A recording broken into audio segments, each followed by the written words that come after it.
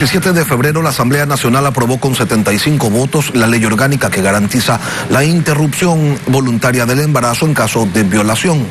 No fue una cosa sencilla conseguir esos votos. De hecho, se ha señalado por parte de la abogada Johanna Moreira, ponente de esta ley, que hubo un regateo de tiempos para conseguir el número de legisladores que permitieran la aprobación del proyecto. Johanna Moreira, legisladora de la Izquierda Democrática por la provincia del Oro, buenos días. Bienvenida a Contacto Directo. Muy buenos días, Lenin. Es un placer poder estar con usted en este espacio y sobre todo muy buenos días también a todo el pueblo ecuatoriano que nos escucha y nos ve en este momento. Abogada, con la ley aprobada, con el texto que finalmente se aprobó, ¿cumplieron o no con lo dispuesto por la Corte Constitucional?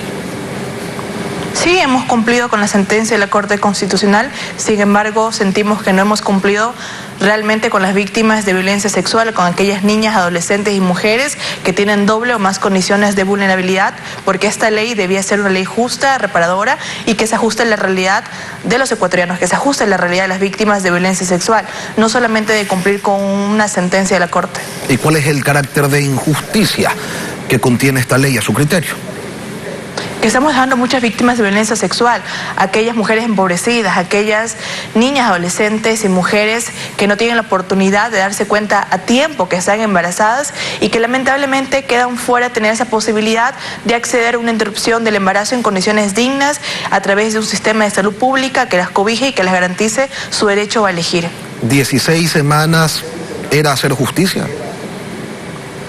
Realmente nosotros desde un inicio planteamos el no tener temporalidad en este proyecto de ley, no porque buscábamos realizar un aborto al 9º mes como maliciosamente se quiso dar a entender, pero hay que recordar que esta ley es ley de interrupción del embarazo y que debe ser un médico el que pueda determinar las condiciones adecuadas de cada una de las víctimas al momento de que desean acceder a esta interrupción, que deben obviamente ver incluso el riesgo de cada una de las víctimas de continuar con un embarazo forzado. La diferencia entre 12 y 18 semanas para acceder a un aborto, si el embarazo fue producto de una violación, ¿a qué criterio responde? ¿Por qué un plazo distinto para niñas, adolescentes y mujeres de la ruralidad, pueblos y nacionalidades? Justamente por su condición de vulnerabilidad, de estar mucho más expuestas y que su realidad les impide poder darse cuenta tal vez en un tercer mes de que están embarazadas. Lo óptimo era, incluso de víctimas de violencia sexual que han accedido a interrumpir su embarazo, acceden en el segundo trimestre, finales del segundo trimestre, y por eso era tan importante partir desde, si no hay la posibilidad de que no existan los plazos en una ley, de que se pueda permitir incluso en la semana 20, 22, para poder proteger a estas víctimas, para que esta ley pueda justamente encerrar a la mayor cantidad de víctimas de violencia sexual para que las mismas tengan la posibilidad de acceder. Lamentablemente lo que hace esta ley es seguir condenando la clandestinidad, porque a la cárcel no vamos a volver porque está despenalizado, pero lamentablemente va a haber muchas niñas, adolescentes y mujeres que van a tener que realizar estos métodos tradicionales, el de insertarse objetos por la vagina para poder inducirse un aborto, o que van a seguir yendo a carnicerías donde lamentablemente la persona que las atiende ni siquiera es un doctor, con riesgo de perder su vida. Eso es lo que estamos logrando al tener plazos totalmente cortos, que en la práctica muchas de las víctimas que son violentadas por una persona de su círculo familiar o una persona cercana a ellos, o que incluso son rescatadas en muchas ocasiones y que se encuentran en estado de gestación, vamos a tener que seguirlas orillando a estas acciones. Si esta ley orilla hacia esas acciones, ¿por qué no insistieron en su postulado original? Agoté las últimas instancias que me daba la ley orgánica y la función legislativa.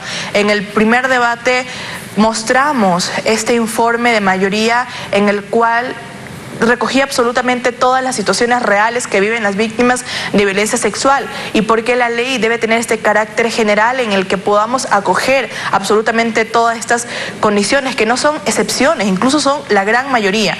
Lamentablemente, mientras va avanzando este procedimiento, nos damos cuenta de que los asambleístas, o quizás la gran mayoría de ellos, no está listo para poner en el centro de debate las víctimas de violencia sexual. De igual manera, en el segundo debate vimos el ambiente y con los acercamientos que realizábamos los compañeros asambleístas para ir realizando un mapeo de quienes podrían apoyar esta ley, no alcanzábamos las voluntades necesarias para que sea aprobada como nosotros queríamos. La mayoría de la Comisión de Justicia, que estábamos luchando por una ley justa y reparadora, y la mayoría también de compañeros y compañeras asambleístas, lamentablemente tuvimos que llegar incluso a la instancia de construir un texto final, y que cuando teníamos las voluntades, el compromiso de los compañeros asambleístas de poder dar su voto a favor de las víctimas de violencia sexual, tuvimos un escenario totalmente distinto. 66 asambleístas a favor y la gran mayoría en contra.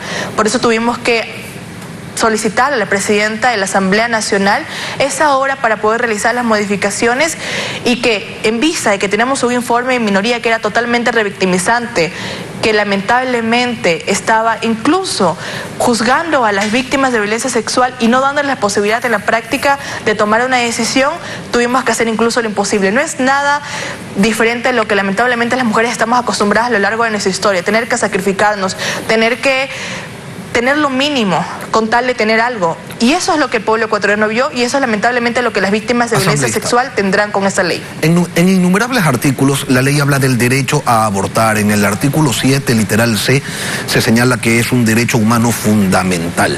La sentencia de la Corte Constitucional señala textualmente que no buscaban determinar si había derecho al aborto, sino la inconstitucionalidad de la pena de cárcel para una mujer violada que aborte.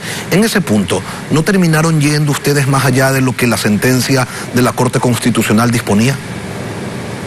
La sentencia de la Corte Constitucional, el fondo es justamente declarar esta discriminación que existía entre mujeres, niñas, adolescentes y mujeres con discapacidad mental, porque las mujeres con discapacidad mental estaba despenalizado el aborto por violación.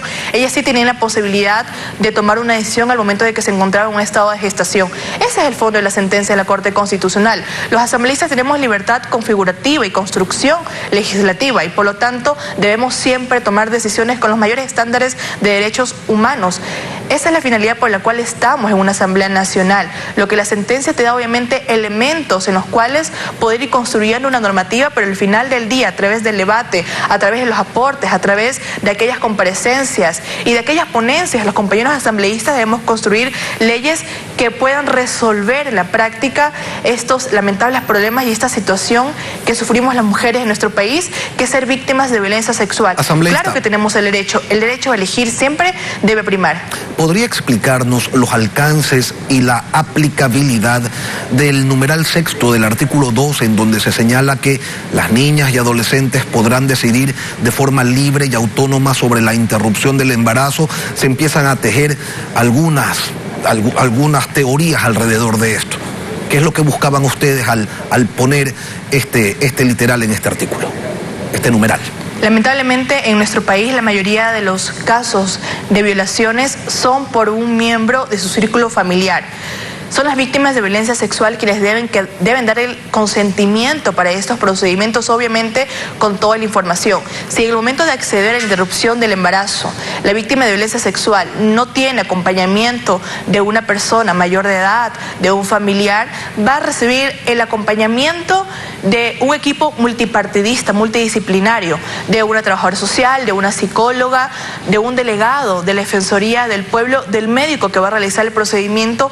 Todos ellos van a acompañar a la víctima y van a darle la información adecuada, pero al final del día es la víctima de violencia sexual quien tiene que dar el consentimiento para que ella pueda acceder a este procedimiento, porque es justamente la razón de ser. Obviamente también recibe el acompañamiento de este equipo multidisciplinario que va a determinar si existe coerción, si está siendo obligada, si la víctima quizás está acompañada incluso de su victimario o de una persona que está protegiendo al victimario.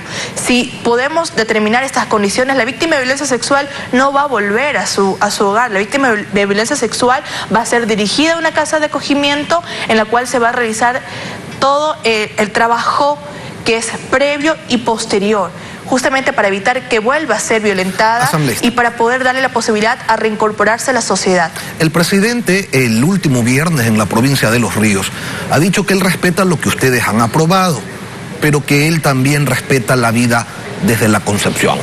¿Qué expectativas tienen del veto presidencial? Bueno, sabíamos que el presidente de este país es un presidente conservador, un presidente de derecha, y son justamente esos grupos de derechas que siempre han limitado los derechos a tomar decisiones de nuestros cuerpos a las mujeres, adolescentes y niñas de este país. Pero esperemos que el presidente sepa entender que él ya no es un candidato a la presidencia de este país, sino que es el presidente de absolutamente todos los ecuatorianos y ecuatorianas. Y por lo tanto, que si usa su veto, sea un veto para poder construir una mejor ley, para poder enfocarla de mejor manera a las víctimas de violencia sexual y poder mejorar aquellas condiciones que nosotros no pudimos lograr justamente por ese ambiente de lograr la mayoría de los votos para que pueda ser aprobado. ¿Y si lo veta totalmente? Si lo veta totalmente, la sentencia de la Corte Constitucional es totalmente clara y rige a partir de su publicación. Por lo tanto, ya no van a poder condenarnos, criminalizarnos ni perseguirnos por tomar una decisión de interrupción del embarazo, y la sentencia rige como está, sin requisitos, sin barreras, sin limitantes, solamente dándole la oportunidad a la víctima de violencia sexual a tomar una decisión. Johanna Moreira, ponente del proyecto de ley de aborto por violación, gracias por acompañarnos hoy aquí en Contacto Directo. Gracias a usted, Lenín, siempre es un placer.